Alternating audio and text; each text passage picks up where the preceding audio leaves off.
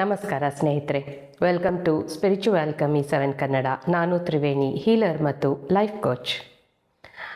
So ಈಗ ಇತ್ತೀಚಿನ ಈ ಜೀವನದಲ್ಲಿ ಪ್ರತಿ ಒಬ್ಬರಲ್ಲೂ ಮಕ್ಕಳು, ವಯಸ್ಕರು, ಮಧ್ಯ ವಯಸ್ಸಿನಲ್ಲಿರೋರು ಮತ್ತು ಯುವಕರು, ಯುವತಿಯರು, ಈ ಥರ ಒಂದು ವಯಸ್ಸಿನ ಇದೇ ಬೇಕಾಗಿಲ್ಲ, ಎಲ್ಲರಲ್ಲೂ ಕಾಮನ್ ಆಗಿರುವಂಥದ್ದು ಏನು ಗೊತ್ತಾ?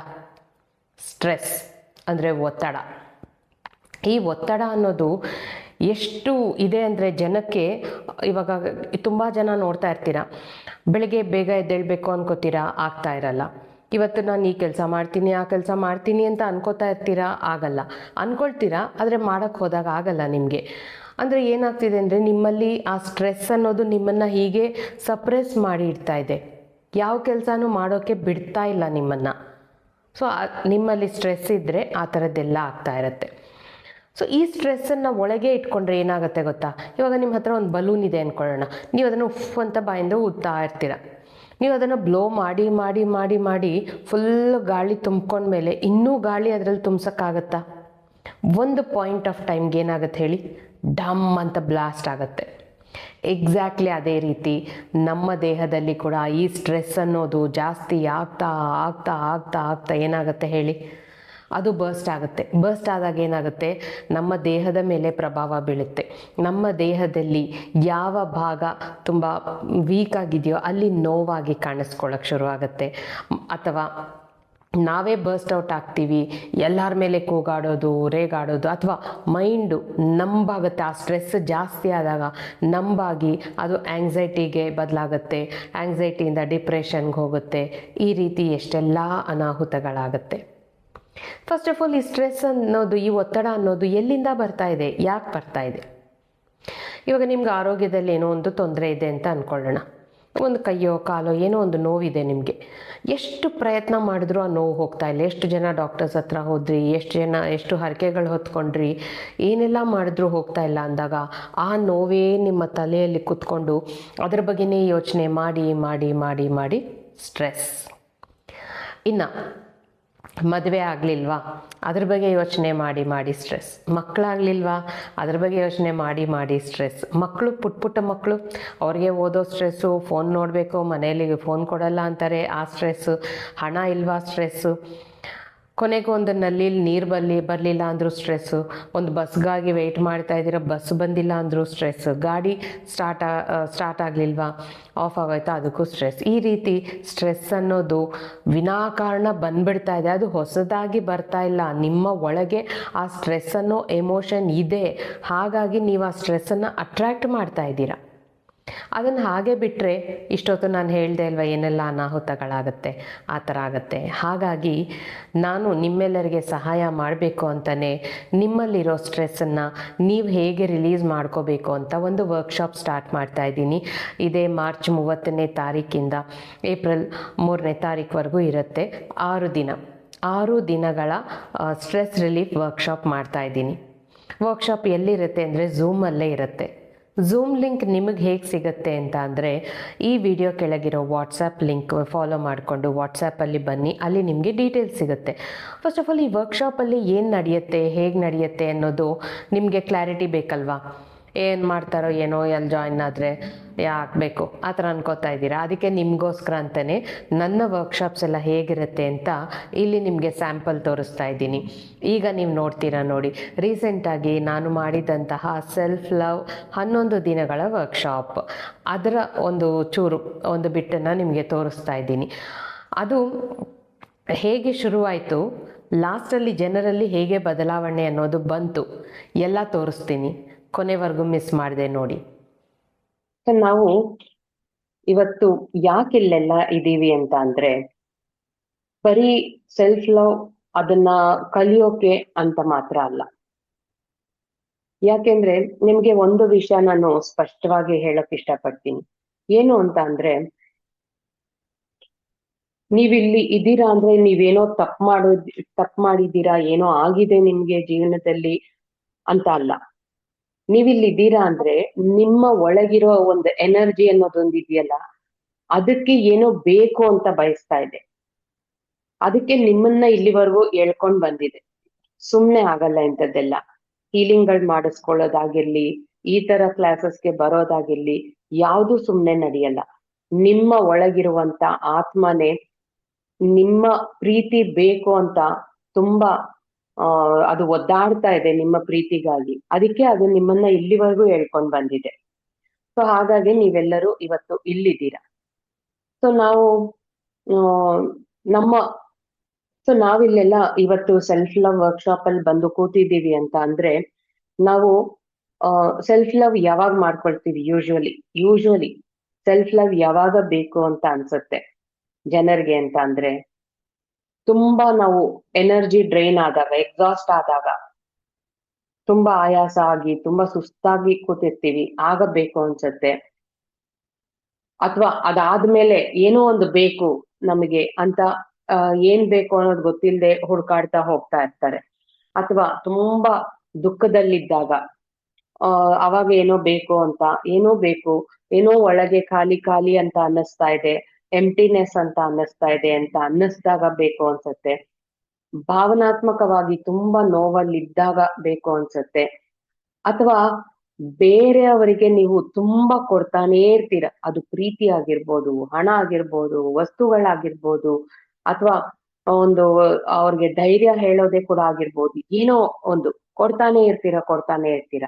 ಆ ತರ ಆದಾಗ ನಿಮ್ಮ ಒಳಗೆ ಖಾಲಿ ಖಾಲಿ ಅನ್ಸುತ್ತೆ. ನಿಮ್ಮನ್ನೇ ನೀವು ನೋಡಲ್ಲ, ಎಲ್ಲಾರ್ನ ನೋಡ್ತೀರ. ಆವಾಗ ನಿಮ್ಮ ಒಳಗೆ ಖಾಲಿ ಅನ್ಸುತ್ತೆ.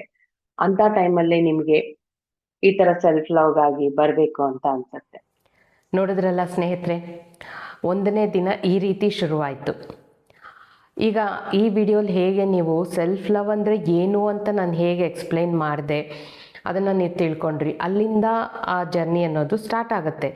ಅದೇ ರೀತಿ ಇಲ್ಲಿ ಈ ಸ್ಟ್ರೆಸ್ ಅನ್ನೋದು ಏನು, ನಿಮ್ಮಲ್ಲಿ ಯಾಕೆ ಬಂದಿದೆ, ಏನು, ಈ ಥರ ತುಂಬಾ ನಿಮಗೆ ಗೊತ್ತಿಲ್ಲದೆ ಇರುವಂಥ ವಿಷಯಗಳನ್ನೆಲ್ಲ ನಾನು ಹೇಳ್ತೀನಿ.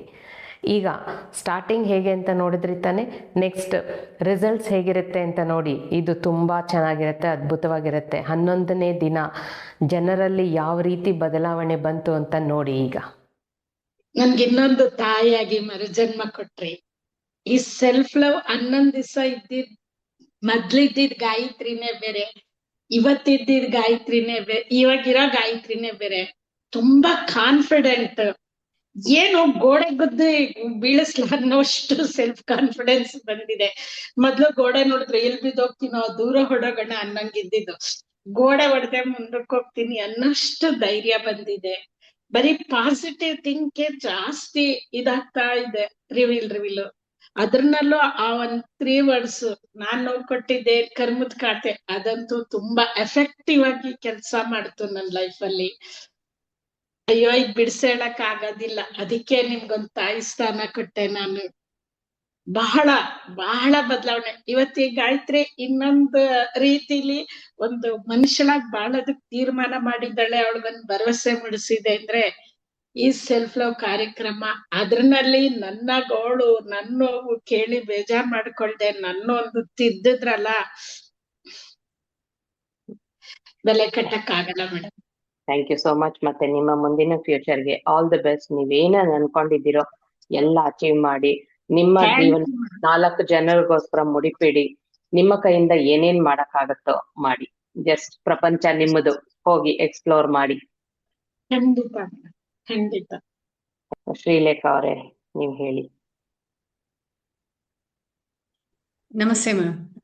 Thank you so much. ನನ್ಗೆ ಈ ಕ್ಲಾಸ್ಗೆ ಆಕ್ಚುಲಿ ಟೈಮಿಂಗ್ ತುಂಬಾನೇ ಚೇಂಜ್ ಅನ್ನೋಕ್ಕಿಂತ ನನ್ಗೊಂಥರ ನನ್ಗೆ ಏನೇನ್ ಮಾಡ್ಕೊಳ್ಬೇಕು, ನನ್ನಲ್ಲಿ ನಾನು ಚೇಂಜಸ್ ಏನೇನ್ ಮಾಡ್ಕೊಳ್ಬೇಕು, ಅದನ್ನ ಡೈಲಿ ಹೇಗೆ ಅನ್ಕೊಳ್ಬೇಕು, ಅದೆಲ್ಲ ಕೆಲವೊಂದು ನಮ್ಗೆ ಮೈಂಡಲ್ಲಿ ಇರಲ್ಲ, ಗೊತ್ತಿರಲ್ಲ. ಅದು ನಿಮ್ದ ವರ್ಡ್ಸ್ ಇಂದ ಅದನ್ನ ನಾನು ಚೇಂಜ್ ಮಾಡ್ಕೊಳ್ತಾ ಇದೀನಿ ಬಟ್ ಇನ್ನೂ ತುಂಬಾ ಚೇಂಜ್ ಮಾಡ್ಕೊಳ್ಬೇಕು. ಅದಿನ್ನು ಟೈಮ್ ತಗೊಳತ್ತೆ ಮೋಸ್ಟ್ ಪ್ರಾಬಬಲಿ. ಕೆಲವೊಂದು ಸಿಚುಯೇಷನ್ ಚೇಂಜ್ ಮಾಡ್ಕೊಳ್ಳಿ. ಅದೇ ಸ್ವಲ್ಪ ಸಿಚುಯೇಷನ್ ಕೆಲವೊಂದ್ಸತಿ ಅದು ಇದಾಗತ್ತೆ. ಅದು ಮೋಸ್ಟ್ ಪ್ರಾಬಬ್ಲಿ ಚೇಂಜ್ ಆಗತ್ತೆ ಖಂಡಿತ. ಕೆಲವೊಂದು ವರ್ಡ್ಸ್ ಎಲ್ಲ ಕೆಲವೊಂದೆಲ್ಲ ನಾನು ಇನ್ನ ಅದನ್ನ ಡೈಲಿ ಅನ್ಕೊಳ್ತಾ ಇರ್ತೀನಿ. ನೀವು ಹೇಳಿದ್ದು ಕೆಲವೊಂದು ವರ್ಡ್ ಮತ್ತೆ ಆ ಸರ್ಕಲ್ದ್ ಇದೆಯಲ್ಲ ಅದಂತೂ ತುಂಬಾನೇ ಚೆನ್ನಾಗಿದೆ. ಇವಾಗ ನನ್ನ ಹತ್ರ ಏನೂ ಒಂಥರ ಬರಲ್ಲ, ಏನೇ ಬಂದ್ರೂ ಅಷ್ಟೇ ಅದ್ ಮುಗ್ದೋಯ್ತು, ನನ್ನ ಹತ್ರ ಬರ್ತಿಲ್ಲ ಅಂತಾನೆ ಅನ್ಕೊಂಬಿಟ್ಟಿದೀನಿ ಆ ತರದ್ದೆಲ್ಲಾನು. ಅಷ್ಟೇ. ಇವಾಗ ಫರ್ಗಿವ್ನೆಸ್ ಅದು ಅಷ್ಟೇ. ಮತ್ತೆ ಮೆಡಿಟೇಷನ್ಸ್ ಎಲ್ಲ ಹಾಕೊಂಡ್ ಮಾಡ್ಕೊಳ್ತಾ ಇದ್ದೀನಿ. ಅದೇ ಅದು ತುಂಬಾನೇ ಕ್ಲೆನ್ಸ್ ಆಗ್ಬೇಕು ಅಂತ ನನ್ಗೆ ಅನ್ನಿಸ್ತಾ ಇದೆ ಇನ್ನು. ಹೌದು. ಹೇಳಿ, ಏನ್ ಚೇಂಜ್ ಬಂತು ನಿಮ್ಮಲ್ಲಿ ಈ ವರ್ಕ್ಶಾಪ್ ಇಂದ? ಅಲ್ಲಿ ತುಂಬಾ ಚೇಂಜಸ್ ಬಂದಿದೆ ಮೇಡಮ್. ನಂಗೆ ಸ್ವಲ್ಪ ಧೈರ್ಯ ಸ್ವಲ್ಪ ಕಡಿಮೆ ಇತ್ತು ಮುಂದೆ ಬರ್ಲಿಕ್ಕೆ. ಈಗ ತುಂಬಾ ಧೈರ್ಯ ಬಂತಂದ್ರೆ, ನಂಗೆ ಇನ್ನೊಂದು ಪ್ರೋಗ್ರಾಮ್ ಇತ್ತು, ಅಲ್ಲಿಗೆ ಎತ್ತಬೇಕಿತ್ತು 10ವರೆಗೆ. ಅಲ್ಲಿ ಗ್ರೂಪ್ ಆಗಿ ವಿಷ್ಣು ಸಹಸ್ರನಾಮ ಹೇಳಲಿಕ್ಕಿತ್ತು. ನಮ್ಮ ಮನೆಯಿಂದ ಎಲ್ಲರೂ ಹೋಗ್ತಾ ಇದ್ವಿ. ಭಯ ಆಗ್ತಿತ್ತು, ಸಿಕ್ಕುದಿಲ್ಲ ಅಂತ ಎಲ್ಲ ಇಲ್ಲ, ನಂಗೆ ಸಿಕ್ಕಿಯೇ ಸಿಗ್ತದೆ. ನಾವು ಅಷ್ಟು ಕಾನ್ಫಿಡೆನ್ಸ್ ಅಲ್ಲಿ ನಾನು ಹೇಳಿದೆ, ಅಷ್ಟು ನಮ್ಮಲ್ಲಿ ಧೈರ್ಯ ಇಟ್ಟುಕೊಂಡೆ ನಾನು ಸ್ವಲ್ಪ. ನಾನು ಅಲ್ಲಿಗೆ ಅಂತ ಇದು ಮಾಡಿಕೊಂಡು ಅದೇ ಹೋದೆ. ಅಲ್ಲಿ ನಾವು ಹೋದ್ಮೇಲೆ ಸ್ಟಾರ್ಟ್ ಆಯಿತು. ಒಂಥರ ಖುಷಿ ಆಯ್ತು ತುಂಬಾ. ಹಾಗೆ ನಂಗೆ ತುಂಬಾ ಆಗ್ತಾ ಇದೆ ಈಗ, ತುಂಬಾ ಚೇಂಜಸ್ ಆಗ್ತಾ ಇದೆ. ಅದೇ ಖುಷಿಯಲ್ಲೇ ನೀವು ಹೀಲಿಂಗ್ಸ್ ಸ್ಟಾರ್ಟ್ ಮಾಡಿ ನೀವೊಬ್ಬ ಹೆಸರಾಂತ ಹೀಲರ್ ಆಗಿರೋದನ್ನು ನಾನ್ ನೋಡ್ಬೇಕು. Thank you madam. ತುಂಬಾ ಕಾನ್ಫಿಡೆನ್ಸ್ ಬಂತು ನನ್ನಲ್ಲಿ, ತುಂಬಾ ಚೇಂಜಸ್ ಆಗ್ತಾ ಬಂತು ಈಗ ತುಂಬಾ. ವೆರಿ ನಾನು ಆಲ್ಮೋಸ್ಟ್ ಎಲ್ಲ ಕಲಿತಾ ಇದ್ದೀನಿ. ಈ ಸೆಲ್ಫ್ ಲವ್ ಇಂದ ನಾನು ಆಕ್ಚುಲಿ ದೇವ್ರಿಗೆ ಹೇಳ್ತಾ ಇದ್ದೆ, ನನಗೆಲ್ಲ ಸಿಗೋ ಹಾದಿ ಏನಿದೆ, ಬಟ್ ನನ್ನಲ್ಲಿ ಇನ್ನು ಏನು ಬದಲಾವಣೆ ಮಾಡ್ಕೊಳ್ಬೇಕು, ಯಾವ ಭಾವನೆನ ಸರಿ ಮಾಡ್ಕೋಬೇಕು ಅಂತ. ಅದಕ್ಕೆ ದೇವ್ ನನ್ನ ಸೆಲ್ಫ್ ಲವ್ ಹೀಲಿಂಗ್ ಗೆ ಕಲಿಸಿದೆ. ಅದ್ರಲ್ಲಿ ಯಾರೇ ಏನೇ ಹೇಳಿ, ಅದು ಯಾರೇ ಆಗಿರ್ಲಿ, ನೋ ಅನ್ನೋದನ್ನ ಕಲಿಬೇಕು ಫಸ್ಟ್. ಅದು ಸರಿಯಾ ತಪ್ಪು ಸೆಕೆಂಡ್ರಿ, ಆಮೇಲೆ ಯೋಚನೆ ಮಾಡೋಣ. ನೋ ಅನ್ನೋದನ್ನ ಕಲ್ತ್ಬಿಟ್ಟು ಆಮೇಲೆ ಅದನ್ನ ಅನಲೈಸ್ ಮಾಡ್ಬೇಕು. ಇಲ್ಲ ಅವ್ರು ಹೇಳೋದನ್ನ ಅನಲೈಸ್ ಮಾಡ್ಕೊಂಡೆ ಅದು ಸರಿ ಇದ್ರೆ ಓಕೆ ಅನ್ಬೇಕು, ಇಲ್ಲ ಅಂದ್ರೆ ತಪ್ಪು ಅನ್ಬೇಕು ಅನ್ನೋದನ್ನ ಕಲ್ತ್ಬೇಕು. Very good. ಅದೊಂದು ಕಲ್ತ್ಕೊಂಡ್ಬಿಟ್ರೆ ಸಾಕು. ಸೆಲ್ಫ್ ಲವ್ ಅನ್ನೋದು ಯಾವಾಗ್ಲೂ ನಾವು ಅದು ನಡೀತಾ ಇರತ್ತೆ, ಆನ್ ಗೋಯಿಂಗ್ ಪ್ರಾಸೆಸ್ ಅಂತ ಅರ್ಥ ಆಗ್ಬಿಡತ್ತೆ. ನೋಡಿದ್ರಲ್ಲ ಹೇಗಿತ್ತು, ಹೇಗೆ ಅನ್ನಿಸ್ತು ನಿಮಗೆ, ಜನರಲ್ಲಿ ಯಾವ ರೀತಿಯಾದ ಬದಲಾವಣೆ ಬಂತು ನೋಡಿದ್ರಿ ತಾನೆ. ಸೊ ಅದೇ ರೀತಿ ನಿಮ್ಮಲ್ಲಿ ಕೂಡ ಆ ಸ್ಟ್ರೆಸ್ ಅನ್ನೋದು, ನಿಮ್ಮಿಂದ ಆ ಒತ್ತಡ ಅನ್ನೋದು ರಿಲೀಸ್ ಆಗಿ ನಿಮ್ಮ ಜೀವನ ಕೂಡ ಚೆನ್ನಾಗಿರಬೇಕು. ನೀವು ಕೂಡ ನಿಮಗೇನು ಬೇಕೋ ನಿಮ್ಮ ಮ್ಯಾನಿಫೆಸ್ಟೇಷನ್ಸನ್ನೆಲ್ಲ ಪಡ್ಕೋಬೇಕು ಅಂತ ಅಂದರೆ ಈ ವರ್ಕ್ಶಾಪ್ಗೆ ಜಾಯಿನ್ ಆಗಿ. ಮಾರ್ಚ್ 30ನೇ ತಾರೀಕಿಂದ ಸಂಜೆ 7:30ಇಂದ 8 ಗಂಟೆಗಿರುತ್ತೆ. ಝೂಮಲ್ಲಿ ಇರುತ್ತೆ. ಝೂಮ್ ಲಿಂಕ್ ಹೇಗೆ ಸಿಗುತ್ತೆ ಮತ್ತು ಇದರ ಡೀಟೇಲ್ಸ್ ಏನು ಅಂತ ಕೇಳ್ತೀರಾ, ಕೆಳಗಿರೋ ವಾಟ್ಸಪ್ ನಂಬರ್ನ ಫಾಲೋ ಮಾಡಿಕೊಂಡು ಗ್ರೂಪಿಗೆ ಬನ್ನಿ, ಅಲ್ಲಿ ನಿಮಗೆ ಡೀಟೇಲ್ಸ್ ಎಲ್ಲ ಕೊಡಲಾಗತ್ತೆ. ಇಷ್ಟ ಇರೋರು ಜಾಯಿನ್ ಆಗಿ ನಿಮ್ಮ ಜೀವನನ ಬದಲಾಯಿಸ್ಕೊಳ್ಳಿ. Thank you.